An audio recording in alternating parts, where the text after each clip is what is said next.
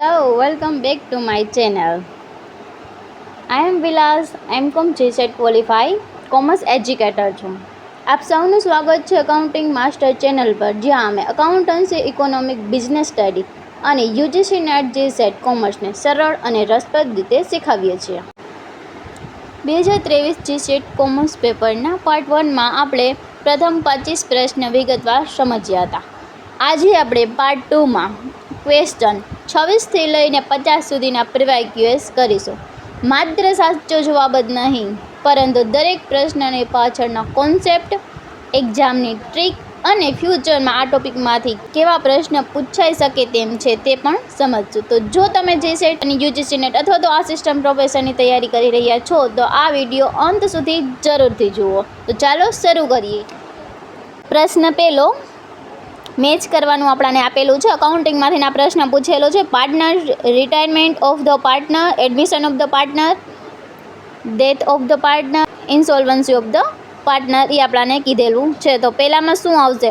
કયો રેશિયો આપણે ફાઇન્ડ કરીએ? કોઈ પણ પાર્ટનરનું રિટાયરમેન્ટ થાય, નિવૃત્તિ થાય તો આપણે કયો રેશિયો ફાઇન્ડ કરીએ છીએ? બે પાર્ટનર હોય એ અને બી, બરાબર. પહેલાં એનો એ, બી અને સી રિટાયરમેન્ટનું કીધું ને, એટલે 3 ભાગીદાર હોય, બરાબર. તો બંનેના કેટલો રેશિયો હોય? તો કે 3-3 અને આનો 4નો રેશિયો હોય છે, બરાબર. તો કુલ ટોટલ કેટલા? 10 થાય છે, બરાબર. હવે જ્યારે આ સી નિવૃત્ત થઈ જાય છે તો એના ભાગનો જે રેશિયો છે તે કોને આપવામાં આવે છે? બોલો. આ બે એ અને બી બંને સરખા ભાગે વેચી લે છે, અથવા તો જે એના ભાગો એ પ્રમાણે અલગ અલગ રીતે વેચે છે. 2:1 કે 1:3 એવી રીતના અલગ અલગ ભાગે એ વેચી લે. તો ત્યારે આપણે જે રેશિયો ફાઇન્ડ કરી છે તે કયો રેશિયો હોય છે? આપણને શું કહે છે એમાં? કયો રેશિયો ફાઇન્ડ કરી છે? તો કે ગેઇનિંગ રેશિયો. કારણ કે આપણે લાભ લઈએ છીએ. આ જે પાર્ટનર સી છે એ નિવૃત્ત થાય છે તો એનો જે ભાગ છે એને બદલે આપણે લઈ લઈએ, એટલે આપણે કયો રેશિયો ફાઇન્ડ કરીએ છીએ? તો કે લાભનો રેશિયો, બરાબર. લાભનો ગુણોત્તર, ગેઇનિંગ રેશિયો. તો પેલું કેમ આવું? એમ બી સાથે, બરાબર. એના પછીનું આપણને આપેલું એડમિશન. હવે એડમિશન સમયે આપણે શું કરી? કોઈ પણ ભાગીદાર હોય એ અને બી, એનું પહેલાં શું રેશિયો હોય? તો કે 5:5નો રેશિયો હોય. જ્યારે કોઈ નવો ભાગીદાર આવે છે કંપનીની અંદર તો શું થાય છે? તો આપણે એને ભાગ આપવો પડે છે. તો ત્યારે આપણે જે ભાગનો કહેવાય રેશિયો શોધી તે કયો હોય છે? તો કે સેક્રિફાઈસ. આપણે થોડુંક ત્યાગ કરીએ છીએ. આ બેનો ત્યાગ કરે, આ બેનો ત્યાગ કરે, ત્યારે આનો 4નો રેશિયો બનશે, બરાબર. તો આ બે પાસે 3-3 થઈ જશે, આની પાસે 4નો, બરાબર. તો આપણે સેક્રિફાઈસ રેશિયો ફાઇન્ડ કરીએ છીએ.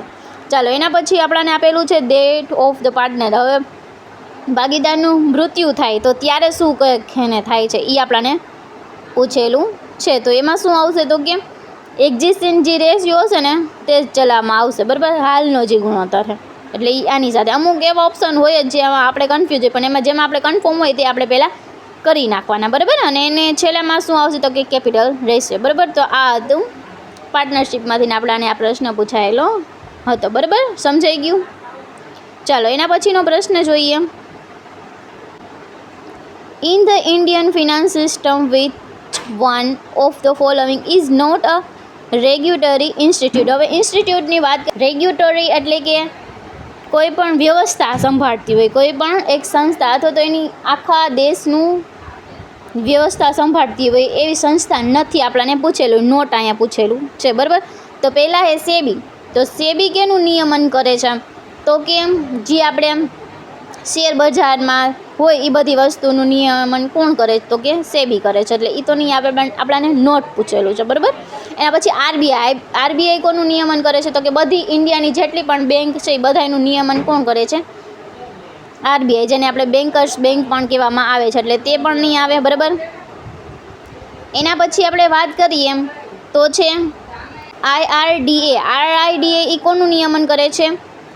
તો કે એ વીમા, ઇન્સ્યોરન્સ વિશેનું, બરાબર. તો એ પણ નહીં આવે. તો આમાં આપણો જવાબ શું થશે? તો કે option number D, CIBIL. CIBIL એ શું છે? તો એ ક્રેડિટ રેટિંગ એજન્સી છે, બરાબર. એટલે એ કોઈ પણ નું નિયમન અથવા તો નાણાકીય વ્યવસ્થામાં, ભારતીય નાણાકીય વ્યવસ્થાની એક સંસ્થા નથી, નિયમનકારી સંસ્થામાં નથી આવતી. કોણ? તો કે સિબિલ. એ એક ક્રેડિટ રેટિંગ એજન્સી છે, બરાબર. ચાલો એના પછીનો હવે પ્રશ્ન જોઈએ આપણે.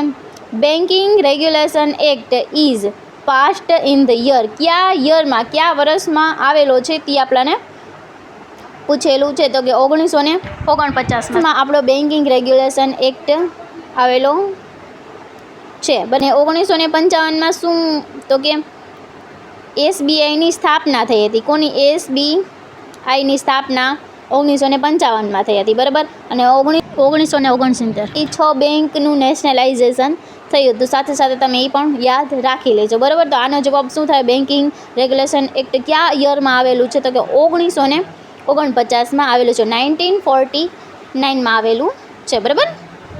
તો આ થઈ ગયો એનો જવાબ. ચાલો એના પછીનો પ્રશ્ન જોઈએ હવે. A systematic assessment of the firm's activity having a social impact is called. સામાજિક અસર ધરાવતી પેઢીની પ્રવૃત્તિઓનું વ્યવસ્થિત મૂલ્યાંકનને ખાલી જગ્યા કહેવામાં આવે છે. હું ગુજરાતી વાંચતા ભૂલી જાઉં, પણ તમારે જો GSET ક્વોલિફાય કરવું હોય તો તમારો મોટો ફોકસ તમારો ઇંગ્લિશ ઉપર રાખવો જરૂરી છે, કારણ કે આ કોઈ નાની મોટી એક્ઝામ નથી. આપણે હવે એક આસિસ્ટન્ટ પ્રોફેસર બનવા જઈ રહ્યા છીએ, બરાબર. એટલા માટે ચાલો, તો આમાં આપણો જવાબ શું થશે તે આપણને પૂછેલું છે. શું પૂછેલું? તો કે સામાજિક અસર જે ધરાવતી હોય એની આપણે ઇમ્પેક્ટ, એની અસર નોંધીએ. એ ઓડિટને આપણે શું કહેવાય? ઓડિટમાંથીના પ્રશ્ન છે. તો પહેલો ફિનાન્શિયલ ઓડિટ. ફિનાન્શિયલ ઓડિટ કેને કહેવામાં આવે છે? તો કે ફિનાન્સને લગતું ઓડિટ કરે, એની તપાસ કરે. જેમ કે આપણા ફિનાન્સમાં શું આવે?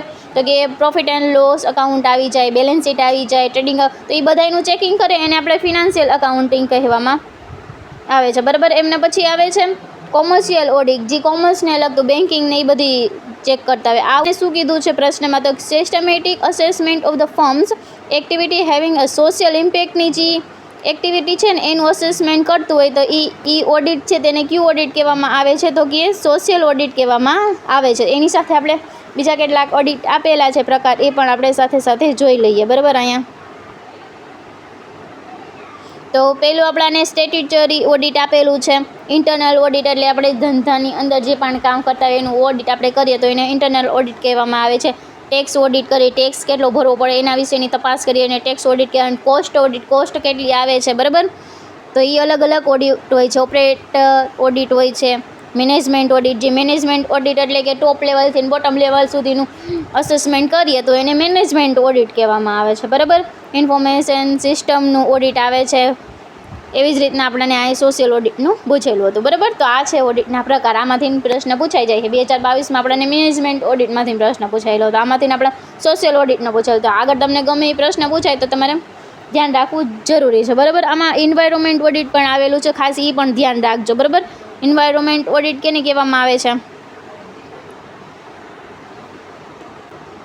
Conduct to evaluate the organizations compliance with the environment law, એટલે એની સાથે જે ચેકિંગ કરે એને કહેવામાં આવે છે એન્વાયરમેન્ટલ ઓડિટ. જેમાં શું ચેકિંગ કરે? તો કે પોલ્યુટન્ટ કંટ્રોલનું મેજર કેટલો છે, એવું બધું એમાં ચેકિંગ કરવામાં આવે છે, બરાબર. તો આ થઈ ગઈ અલગ અલગ ઓડિટની વાત. આમાં આપણો જવાબ શું આવશે? તો કે સોશિયલ ઓડિટ, બરાબર. ચાલો એના પછીનો પ્રશ્ન જોઈએ.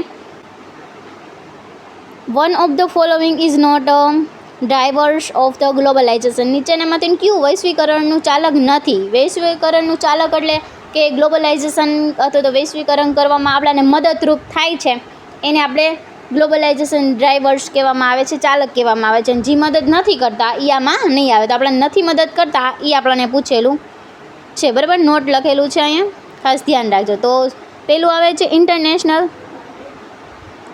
ટ્રેડ, બરાબર. તો આંતરરાષ્ટ્રીય વેપાર, આપણે આંતરરાષ્ટ્રીય વેપાર કરીએ એનાથી શું થશે?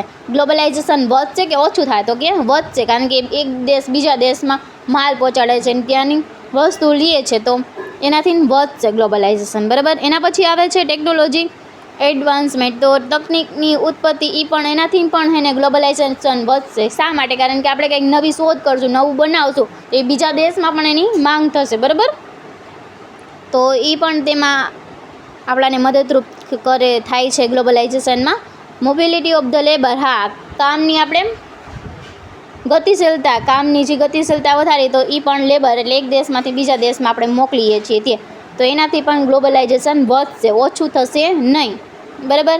એના પછી છેલ્લું આવે છે પોપ્યુલેશન ગ્રોથ. હવે જો વસ્તીમાં વધારો થાય તો આપણને ગ્લોબલાઇઝેશનમાં આપણને કાંઈ મદદ થતી નથી, તો એ આપણાને આવશે નહીં. તો ઓપ્શન નંબર 4 એ આપણો જવાબ થશે. બરાબર, સમજાઈ ગયું? ચાલો એના પછીનો પ્રશ્ન જોઈએ. What is a succession plan? Succession plan કોને કહેવામાં આવે છે એ આપણાને પૂછેલો. તો પહેલાં તો ઉત્તરાધિકારી યોજના. હવે ઉત્તરાધિકારી ઉપરથી તમને ખબર પડી જાય કે આને શું કહેવાય. કોઈ પણ કંપનીમાં કોઈ પણ એક કર્મચારી મેનેજરની પોસ્ટ ઉપર હોય છે અથવા તો HRની પોસ્ટ ઉપર હોય છે, તો એ નિવૃત્ત થવાના છે થોડા સમયમાં. એની જગ્યાએ હવે કોને રાખવા એ નક્કી જે કરે છે, નિવૃત્ત ન થયા એ પહેલાં જ જે નક્કી કરે છે કે કયો કર્મચારી એના ઉપર સૂટ થશે, તો એને આપણે સક્સેશન પ્લાન કહીએ છીએ. આ ટૂંકમાં મેં તમને કીધું, બરાબર. તો એને આપણે કહીએ છીએ સક્સેશન પ્લાન. HR કે મેનેજરની પોસ્ટ ઉપર આપણે કોને રાખવા, કોણ એના માટે યોગ્ય છે એ નક્કી કરવું, એને જ આપણે શું સક્સેશન પ્લાન કહીએ છીએ. બરાબર, હવે આપણે ઓપ્શન જોઈ લઈએ, એના આધારે આપણે પ્રશ્ન જવાબ દેવાનો છે. પહેલું આપણને શું કીધું છે? Dismissing employment for more favourable employ. તો એવું તો કંઈ આવતું જ નથી. મેં તમને કીધું એવું તો કંઈ આવતું છે નહીં. બરાબર, એના પછી આપણને આપેલું છે a formal process of planning કરે છે to fill a role that will become a vacant. એટલે મેં તમને કીધું ને, જે ભવિષ્યમાં જે જગ્યા ખાલી થવાની છે એ જગ્યા ઉપર કોણ આવશે એનું પ્લાનિંગ કરવું, એને જ આપણે શું કહીએ છીએ? તો કે સક્સેશન પ્લાન કહીએ છીએ. તો આ જ આપણો જવાબ થઈ જશે. જે કામની ભૂમિકા કરવાની છે તેની પૂર્તતા માટે વિવિધ આયોજન કરવાની પ્રક્રિયાને જ આપણે સક્સેશન પ્લાન કહીએ છીએ. બરાબર, ત્રીજું આપણને આપેલું છે a vote of the confidence in the board member. એવું તો કાંઈ હોતું જ નથી. Formal process of acquiring new staff member. તો એ ન્યૂ સ્ટાફ મેમ્બર એને તો રિક્રુટમેન્ટને સિલેક્શન કહીએ છીએ, એ તો આવશે જ નહીં. બરાબર, આ તો એક આપણા જે કર્મચારીઓ છે એમાંથીને જ આપણે કોઈને એક જે પોસ્ટ વેકેન્ટ થવાની છે જે ટોપ લેવલની છે, જેમ કે મેનેજર છે, HR છે, તો તે જગ્યાએ કોણ આવશે એનું આપણે અગાઉથી જે પ્લાનિંગ કરીએ છીએ ને એને આપણે સક્સેશન પ્લાન કહેવામાં આવે છે. બરાબર, આ મેનેજમેન્ટનો પ્રશ્ન હતો. ચાલો એના પછીનો પ્રશ્ન હવે આપણે જોઈએ.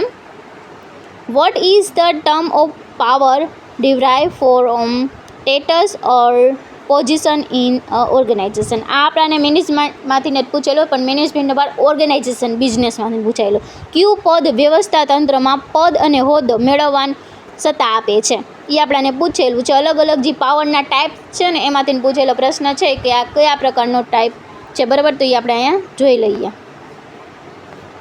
Legislative power. તો એમાં શું કહેવામાં આવ્યું છે? જે power that concern from the person position authority within the organisation.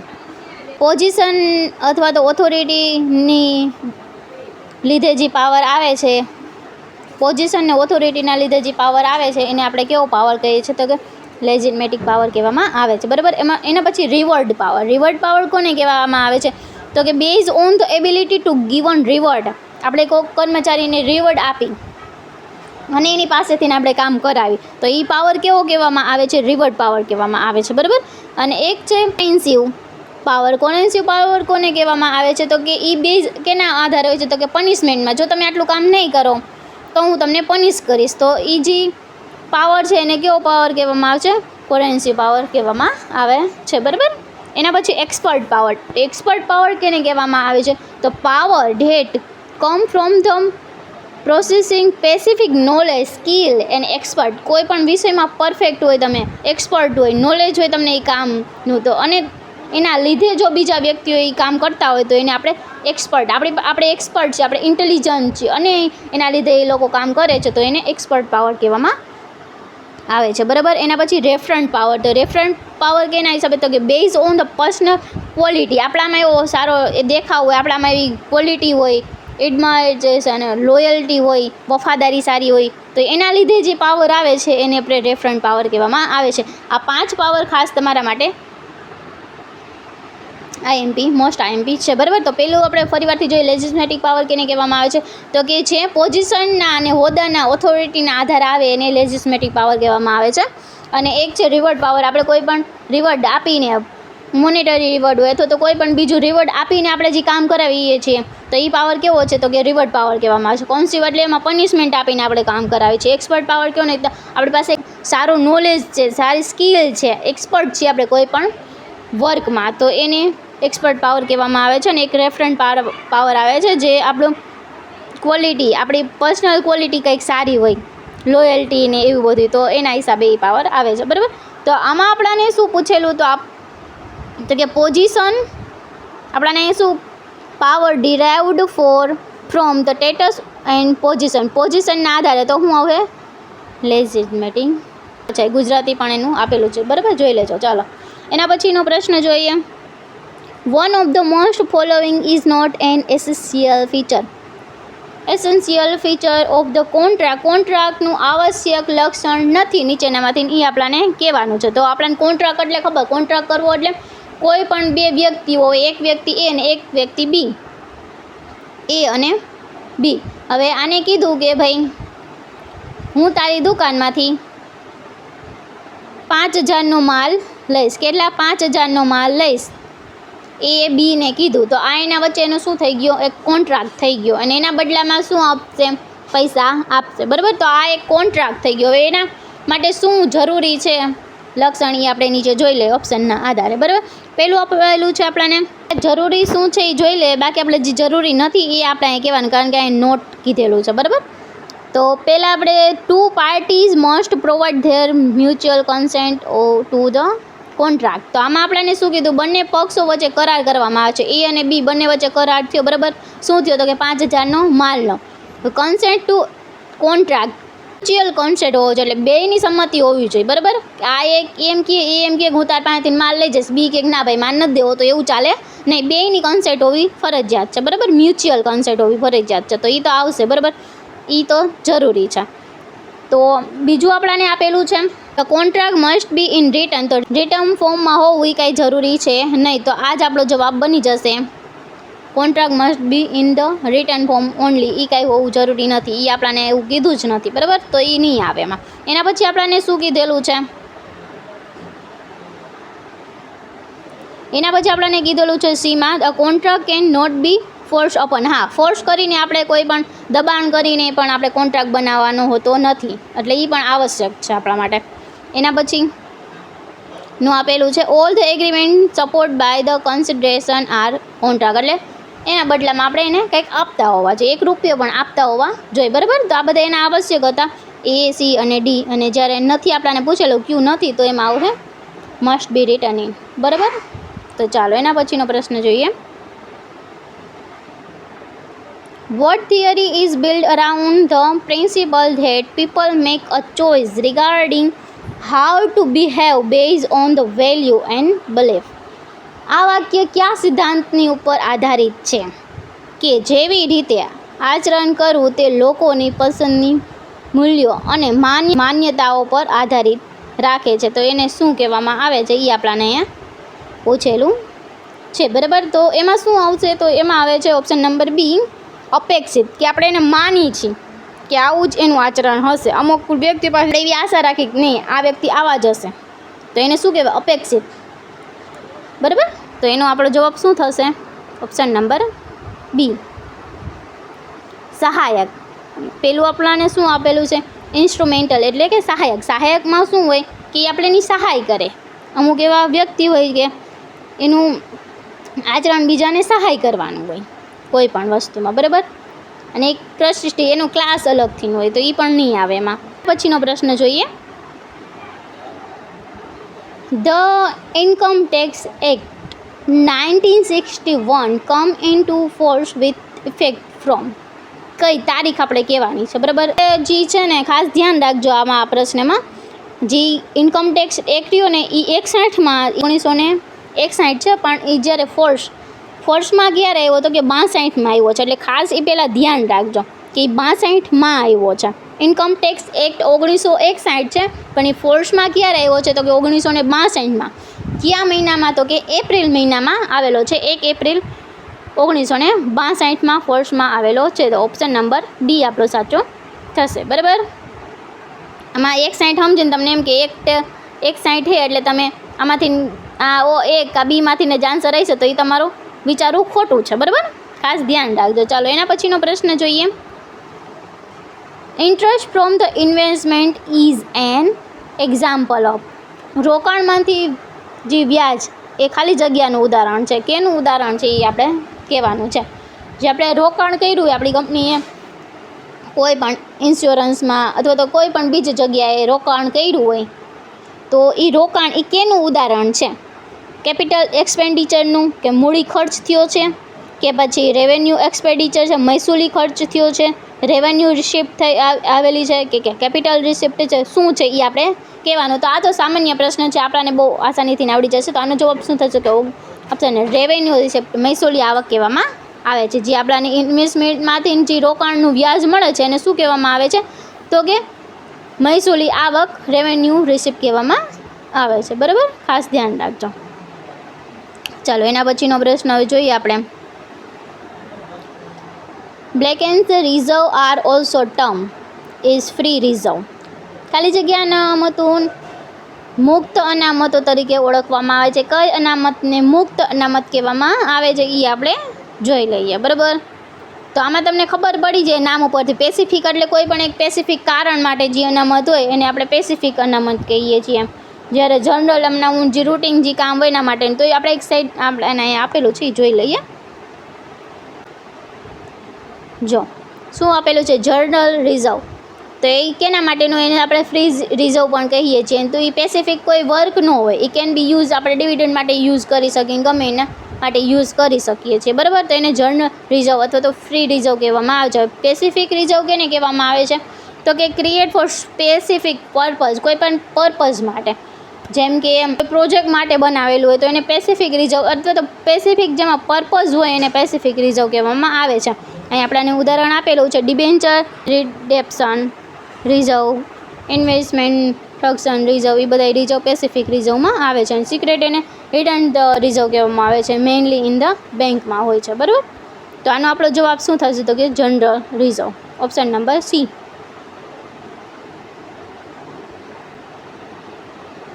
બરાબર, ચાલો એના પછીનો પ્રશ્ન જોઈએ. The purchasing department buy her office supply on a routine base from a pre-approved list of the supplier. These types of purchasing classify into કેને કહેવામાં આવે છે એ આપણને કીધેલું છે. તો પહેલાં તો આપણે અલગ અલગ એની વ્યાખ્યા જોઈ લઈએ. સ્ટ્રેટ રીબાય એટલે એને સ્ટ્રેટ રીબાય કોને કહેવામાં આવે? જે રૂટિન આપણે પરચેઝ કરતા હોય, સેમ સપ્લાય હોય, કાંઈ ચેન્જ ન હોય તો એને આપણે સ્ટ્રેટ રીબાય કહેવામાં આવે છે. એના પછી મોડિફાઈડ રીબાય એટલે ચેન્જ કરી આપણે થોડોક સ્પેસિફિકેશન ને ક્વોલિટીમાં ને ક્વોન્ટિટીમાં અને સપ્લાયરમાં એ બધામાં ચેન્જ કરી થોડો તો એને મોડિફાઈડ રીબાય કહેવામાં આવે છે. ન્યૂ ટાસ્ક માટે કોઈ પણ આપણે મગાવીએ તો new product, new service first time અથવા તો પરચેઝ કરતા હોય તો એને ન્યૂ ટાસ્ક માટે કહેવામાં આવે છે. તો આમાં આપણને શું પૂછેલું છે? પ્રશ્નમાં આપણને શું કીધેલું છે? તો કે purchasing department by official supply on the routine base. Routine બેઝથીને જ આપણને આન્સર મળી જાય. શું આવશે? તો કે સ્ટ્રેટ રીબાય. બરાબર, ચાલો એના પછીનો પ્રશ્ન જોઈએ. How do you describe a work group date comprise works with marked task and the distance line manager. તમે કાર્ય જૂથનું વર્ણન કેવી રીતે કરો છો જેમાં સીમાંકીય કાર્ય અને દૂરના લાઇન મેનેજરનો સમાવેશ થાય છે? તો આને શું કહેવામાં આવે છે? દૂરના લાઇન મેનેજર. અને કમ્પ્રાઇઝ ધ વર્ક વિથ, તો આને આપણે કેવું કહીએ છીએ? તો કે ઇન્ડિપેન્ડન્ટ કહીએ છીએ. કેવું? ઇન્ડિપેન્ડન્ટ, સ્વતંત્ર. બરાબર, સ્વતંત્ર કહેવામાં આવે છે ને. ચાલો એના પછીનો પ્રશ્ન જોઈએ આપણે. One of the following has never bin governor of the RBI. Reserve bank of ઇન્ડિયાના ગવર્નર નથી નીચેનામાંથી ક્યારેય રહ્યા નથી એવા આપણે કહેવાના. તો પહેલાં તો આજ સુધીમાં જેટલા પણ ગવર્નર બનેલા છે એનું લિસ્ટ હું તમને અહીંયા આપી દઉં છું, એ તમે રીડ કરી લેજો. મે બી તમને આ વખતે 2026માં પૂછાઈ જાય. બરાબર, હાલના અત્યારે આપણે ક્યાં આપેલા છે આરબીઆઈના ગવર્નર? તો કે સંજય મલ્હોત્રા આપેલા છે. બરાબર, તો આ એનું લિસ્ટ છે આખું, તમે રીડ કરી લેજો. બરાબર, અહીંયા એનું લિસ્ટ આપણને આપેલું છે. બરાબર, આ તમે રીડ કરી લેજો. બરાબર,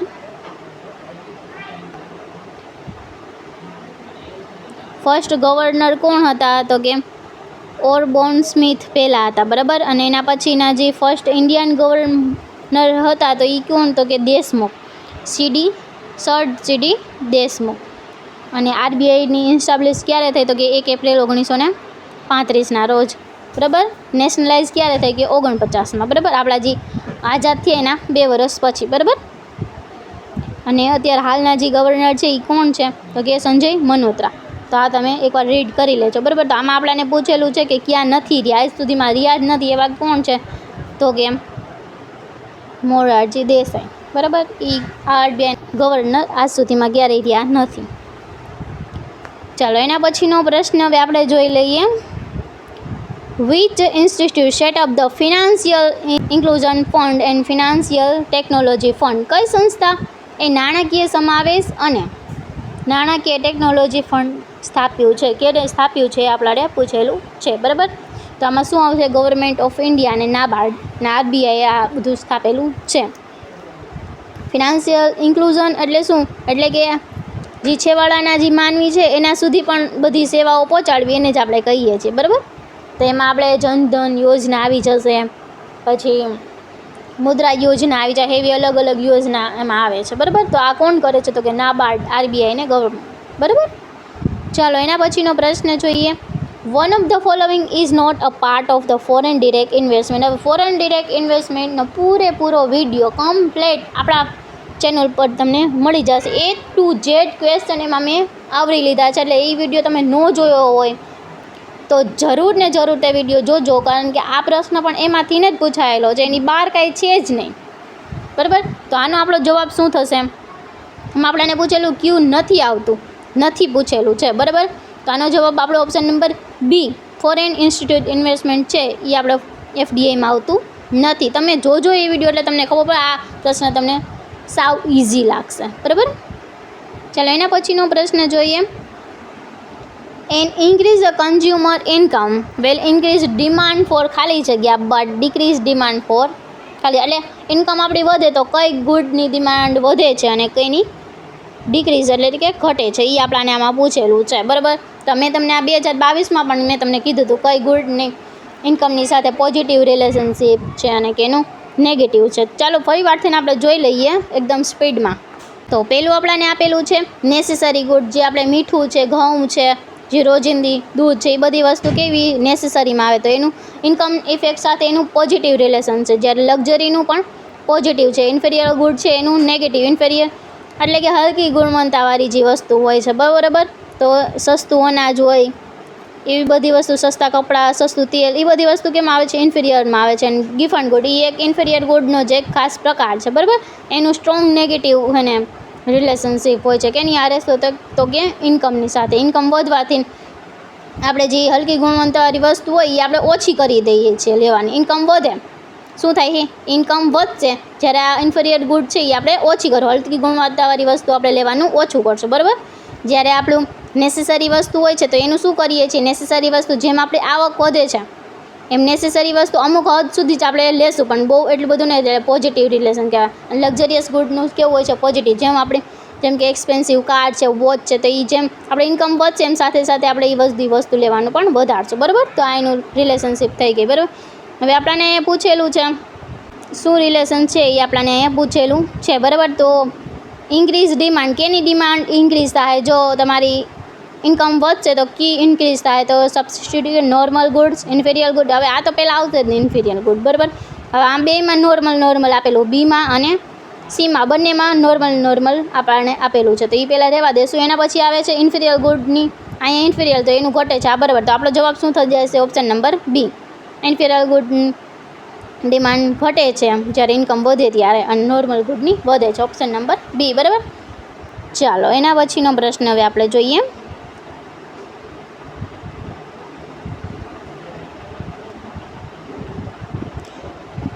બે પ્રશ્ન આપણને ઇકોનોમિક્સમાંથી જ પૂછેલા હતા, તો આમાં આપણને શું પૂછે, in the context of the production cost what in the relationship between the average variable cost and average total cost વચ્ચેનું શું રિલેશનશિપ છે એ આપણને પૂછેલી છે. તો એ આપણે જોઈ લઈશું એની વચ્ચેની રિલેશનશિપ છે. તો પહેલાં તો આપણે એની વ્યાખ્યા કરીએ. ટોટલ એવરેજ કોસ્ટ કેને કહેવામાં આવે છે? તો કે total fix cost plus total variable cost કરીએ એટલે આપણે ટોટલ એવરેજ કોસ્ટ આપણી આવી જાય છે. બરાબર. હવે એ બે વચ્ચેનો ડિફરન્ટ શું હોય છે? Total average cost minus total variable cost બરાબર ફિક્સ કોસ્ટ, એ એનો ડિફરન્ટ છે. બરાબર. અહીંયા તમે જોઈ શકો છો, અહીંયા આપેલું છે. બરાબર. એના પછી આપણને ઇઝ આઉટપુટ ઇન્ક્રીઝ થાય તો એનું શું રિલેશનશિપ છે તે પણ અહીંયા આપણને દર્શાવેલી છે. આપણે ખાસ મહત્ત્વનું છે એ આવડવા છે, રિલેશન જોવાની છે. આ શું આપણને આપેલું છે? તો કે ટોટલ એવરેજ કોસ્ટ છે અને આ ટોટલ વેરિયેબલ કોસ્ટ છે. બરાબર. તો ટોટલ એવરેજ કોસ્ટ વધે છે જ્યારે વેરિયેબલ કોસ્ટ પણ વધે છે, પણ એના વચ્ચે જે આ ડિફરન્ટ આવે છે એ કેના લીધે આવે છે? તો કે એવરેજ ફિક્સ્ડ કોસ્ટના લીધે આપણને જે ડિફરન્ટ મળે છે. બરાબર. એ આપણને કીધેલું છે કે ટોટલ એવરેજ કોસ્ટ અને ટોટલ વેરિયેબલ કોસ્ટ બંને યુ શેપની હોય છે અને total average cost line above the average variable કોસ્ટની એની અબવ હોય છે. અહીંયા ઉપર જોયું ને, ઉપર હતી એની, બરાબર, અબવ હોય છે. અને વર્ટિકલ ડિસ્ટન્સ બિટવીન ધ એ બેની વચ્ચે જે ડિસ્ટન્સ આવે છે કેના વચ્ચે આવે છે? મેં તમને કીધું એ રીતે એવરેજ ફિક્સ્ડ કોસ્ટના લીધે આવે છે. બરાબર. તો આજ મેં તમને જે સમજાવ્યું એ જ છે. બરાબર. ચાલો, તો આપણને પ્રશ્નમાં શું પૂછેલું હતું એ આપણે જોઈ લઈએ. તો પહેલાંમાં આપણને કીધેલું છે કે average variable cost is always greater than greater than તો આવતું જ નથી, એટલે પહેલું તો ખોટું છે. શા માટે? આપણને શું આપેલું હતું આવી રીતના ડાયાગ્રામમાં? આ જે હતું એ શું હતું? એવરેજ ટોટલ એવરેજ કોસ્ટ, અને આ જે નીચેની લાઈન હતી વેરિયેબલની, એટલે એની અબવ તો ઓલવેઝ ગ્રેટર ધેન નથી હોતી, એટલે એ ખોટું છે. બરાબર.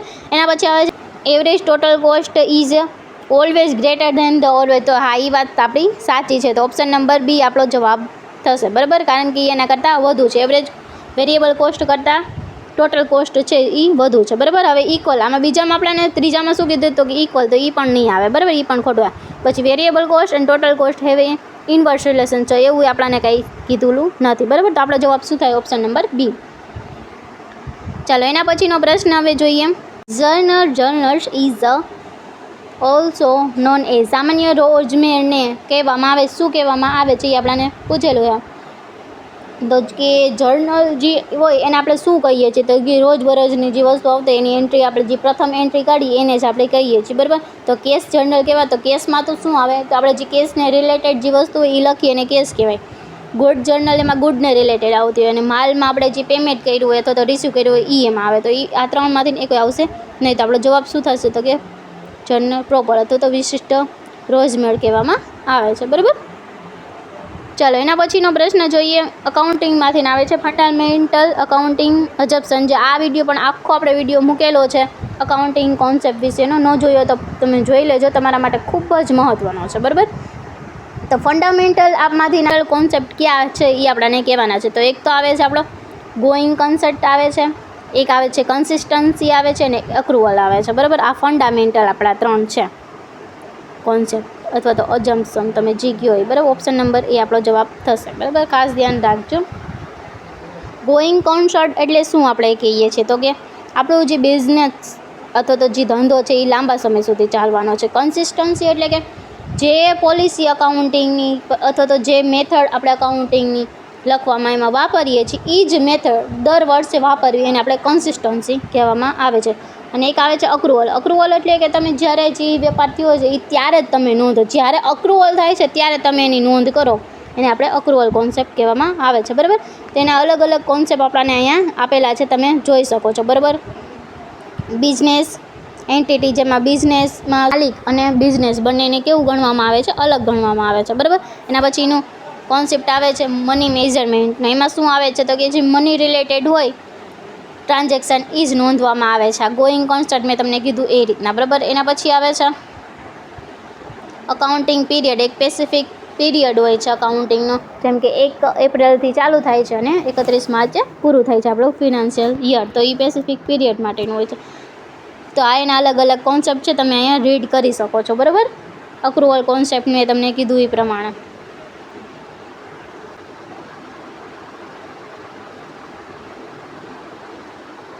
બરાબર. તો ચાલો, એના પછીનો પ્રશ્ન હવે આપણે જોઈએ. શું પૂછેલો? What is the skewed of normal distribution. Normal ડિસ્ટ્રીબ્યુશનમાં સ્કીવનેસ એટલે વિષમતા, એટલે આને નોર્મલ ડિસ્ટ્રીબ્યુશન આપણે કહીએ છીએ, બરાબર. હવે સ્ક્યુડ એટલે શું? કાં તો પોઝિટિવ, આ તો નેગેટિવ સ્ક્યુડ હોય, કાં તો પછી શું હોય? પોઝિટિવ સ્ક્યુડ હોય. તો આમાં શું હોય છે? નોર્મલમાં તો એમાં સ્ક્યુડ શું હોય છે? 0 હોય છે, એ કોઈ બાજુ હોતું નથી, નોર્મલ ડિસ્ટ્રીબ્યુશન છે. તો આનો જવાબ આપણો શું થશે? તો કે ઓપ્શન નંબર એ 0 હોય છે. સ્ક્યુડ શું હોય છે? તો કે 0 હોય છે. આપણાને અહીંયા સ્ક્યુડનું પૂછેલું છે, બરાબર, ખાસ ધ્યાન રાખજો. પછીનો પ્રશ્ન જોઈએ. According to blackhand, the market value of the share is equal to the present value of the future stream of dividend. ખાલી જગ્યા મોડેલ શેર બજાર મૂલ્યને ભવિષ્ય ડિવિડન્ડ પ્રવાહના વર્તમાન મૂલ્યની બરાબર છે. આપણાને ફિનાન્સમાંથીના પ્રશ્ન પૂછવામાં આવ્યો છે, તો એ આપણાને પૂછેલું છે. આવું કેમાં કહેવામાં આવે છે? તો આ કહેવામાં આવે છે ગોલ્ડન મોડલ છે. એમાં આપણાને 2 ડિવિડન્ડના મોડલ આપેલા છે, એક તો ગોલ્ડન એક તો વોટર મોડલ. તો એમાં ગોલ્ડન વોટરમાં એવું કહેવામાં આવે છે જે શેરની બજારના જે મૂલ્ય છે ભવિષ્યના ડિવિડન્ડના પ્રવાહના, એ વર્તમાન મૂલ્યની સાથે બરાબર છે. એવું કેમાં કહેવામાં આવે છે? તો કે ગોલ્ડનમાં કહેવામાં આવે છે, બરાબર. એક વોટરનું પણ આવે છે. એ આપણે હવે પછીના વિડીયોમાં આપણે લઈને આવવાના છે, ફિનાન્સનું જે ચેપ્ટર છે એમાં, બરાબર. ચાલો તો હવે એના પછીનો પ્રશ્ન જોઈએ. આમાં આપણને શું પૂછેલું? તો કે ફૂલ ફોર્મ પૂછેલું છે. તો આનું ફૂલ ફોર્મ શું થાય? NMSDAQનું ફૂલ ફોર્મ શું થાય છે એ આપણને પૂછેલું છે. તો કે national association of security dealers automated quotation, બરાબર. ઓપ્શન નંબર બી આપણો જવાબ. Option number B. ચાલો એના પછીનો આજનો આપણો last question. One of the basic conditions for determining the residential status is the period of stay in the current financial year. ખાલી જગ્યા ડે. રહેઠાણનો દરજ્જો નક્કી કરવા માટે મૂળભૂત શરતમાંની એક વર્તમાન નાણાકીય વર્ષમાં રોકાણનો સમયગાળો ખાલી જગ્યા છે. શું છે એ આપણે કહેવાનું છે. રેસિડેન્ટલ સ્ટેટસ શું છે એ આપણે કહેવાનું છે, બરાબર. ઇન્કમ ટેક્સમાંથીના પ્રશ્ન પૂછાય છે. આપણું જે સ્ટેટસ છે એ આપણે નાગરિકતા ઉપર આધારિત નથી રાખતું, પણ એ કેના ઉપર રાખે? આપણે ભારતમાં કેટલા વર્ષ અથવા તો કેટલા દિવસ આપણે રોકાય છે એના આધારે આપણું રેસિડેન્ટલ સ્ટેટસ મપાય છે, બરાબર. તો આમાં કેટલા દિવસ આપણે રહ્યા હોય તો આપણે રેસિડેન્ટ કહેવામાં આવે છે? તો કે 182 દિવસ આપણે ભારતમાં પસાર કર્યા હોય તો આપણે રેસિડેન્ટ કહેવામાં આવે છે. ઇન્ડિયાના રેસિડેન્ટ ક્યારે કહેવાય છે? 182 દિવસ આપણે રહ્યા હોય તો એને આપણે કહેવામાં આવે છે. એ આપણે જોઈ, એને સિવાયની ઘણી કન્ડિશન આવે છે, આપણે જોઈ લઈએ. આ બેઝિક કન્ડિશન છે 182 દિવસવાળી, બરાબર.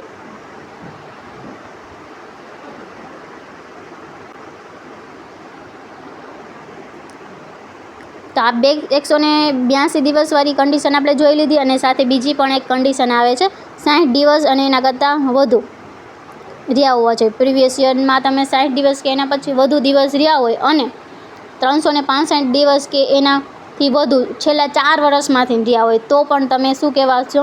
રેસિડન્ટ કહેવાશો. બેમાંથી કોઈ પણ એક કન્ડિશનને ફોલો કરો તો પણ તમે શું કહેવાશો? રેસિડન્ટ કહેવાશો, બરાબર. અને જો તમે આ બેમાંથી કોઈ કન્ડિશન ફોલો નથી કરતા તો નોન રેસિડન્ટ કહેવાશો, બરાબર. બરાબર. તો આ થઈ ગયું આ પ્રશ્નની વાત. તો આમાં આપણને શું કીધેલું છે? બેઝિક કન્ડિશન શું છે? એક તો 182 દિવસવાળી, અને એની સાથે બીજી પણ આપણને આપેલી હતી. શું આપેલી હતી? છેલ્લા 1 વર્ષમાં 60 દિવસ અથવા તો એનાથી વધુ, અને સાથે છેલ્લા 4 વર્ષમાંથી 165 દિવસ રહેલા હોવા જોઈએ તો આપણે શું કહેવાશું? રેસિડન્ટ ઇન ઇન્ડિયા કહેવાશું, બરાબર. ચાલો તો આજે આટલું. તો મિત્રો આજે આપણે GSET 2023 કોમર્સ પેપરના પાર્ટ 2માં તમામ પ્રશ્ન વિગતવાર સમજ્યા. આશા છે કે હવે માત્ર જવાબ જ નહીં પરંતુ દરેક પ્રશ્નની પાછળનો કોન્સેપ્ટ પણ તમને સારી રીતે સમજાયો હશે. જો વિડીયો ઉપયોગી લાગ્યો હોય તો લાઇક કરો, તમારા મિત્ર સાથે શેર કરો અને અકાઉન્ટિંગ માસ્ટર ચેનલને સબસ્ક્રાઈબ કરવાનું ભૂલશો નહીં. બેલ આઇકન જરૂરથી દબાવો જેથી GSET 2024ની આગામી ફ્રી ક્લાસીસ અને પ્રી વાયક્યુએસ વિડીયો સૌથી પહેલાં તમને મળે. હવે પછીના વિડીયોમાં આપણે GSET 2023 પેપરનો પાર્ટ 3 શરૂ કરીશું, બરાબર. ત્યાં સુધી ખુશ રહો, અભ્યાસ કરતા રહો. Thank you.